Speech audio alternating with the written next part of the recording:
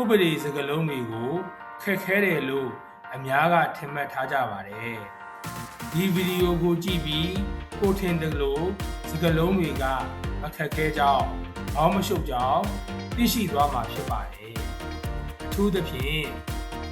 မြန်မာဥပဒေမှာအသုံးများတဲ့စကားလုံးတွေကိုနားလည်ထားရင်အနာဂတ်မှာ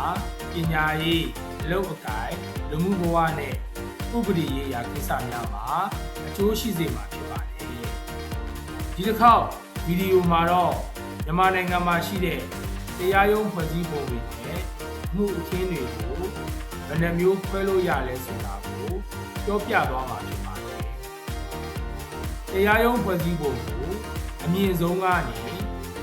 အနိမ့်ဆုံးအဆင့်အထိအစီအစဉ်အလိုက်ပြောပြသွားမှာဖြစ်ပါတယ်မြန်မာနိုင်ငံမှာ2008ခုနှစ်ပြည်ထောင်စုသမ္မတမြန်မာနိုင်ငံတော်ဖွဲ့စည်းပုံအခြေခံဥပဒေအတိုင်းတရားစီရင်ရေးဆိုင်ရာရုံးတွေကိုတည်ထောင်ထားပါတယ်အဲ့ဒါတွေကတော့ပြည်ထောင်စုတရားလွှတ်တော်ချုပ်ပြည်ထောင်စုတရားလွှတ်တော်ချုပ်တိုင်းဒေသကြီးနဲ့ပြည်နယ်တရားလွှတ်တော်များတိုင်းဒေသကြီးနဲ့ပြည်နယ်တရားလွှတ်တော်များကိုယ်ပိုင်အုပ်ချုပ်ခွင့်ရတိုင်းတရားရုံးများကိုယ်ပိုင်အုပ်ချုပ်ခွင့်ရဒေသတရားရုံးများခရိုင်တရားရုံးများခရိုင်တရားရုံးများမြို့နယ်တရားရုံးများမြို့နယ်တရားရုံးများဆိုပြီးတည်ထောင်ထားပါတယ်မြန်မာနိုင်ငံရဲ့အမြင့်ဆုံးတရားရုံးကိုပြည်ထောင်စုတရားလွှတ်တော်ချုပ်လို့ခေါ်ပါတယ်အမှုအခင်းတွေကိုဘယ်နှမျိုးခွဲလို့ရလဲအမှုအခင်းတွေကိုရာဇဝတ်မှုပြစ်မှု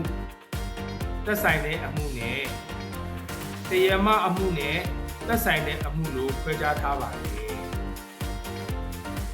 ပထမဗီဒီယိုမှာရာဇဝတ်မှုပြစ်မှုအမျိုးအစားစကားလုံးတွေ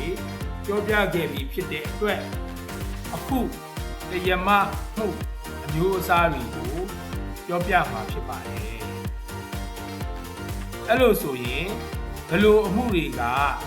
တရားမမှုနဲ့သက်ဆိုင်တယ်ဆိုတာကိုရှင်းပြပေးပါမယ်ပြည်သူအချင်းချင်းပစ္စည်းကိစ္စငွေကြေးကိစ္စအမွေကိစ္စအိမ်ထောင်ခန်းကိစ္စအဲ့ဒီကိစ္စတွေအငင်းပွားတာကိုတရားမမှုလို့ခေါ်ပါတယ်ဒီကုန်းချုပ်အနေနဲ့ဥပဒေစကားလုံးတွေကိုသိရှိနားလည်ထားရင်အဖို့မဖြစ်နိုင်တဲ့ဘုဒ္ဓတာတစ်ခုဖြစ်ပါတယ်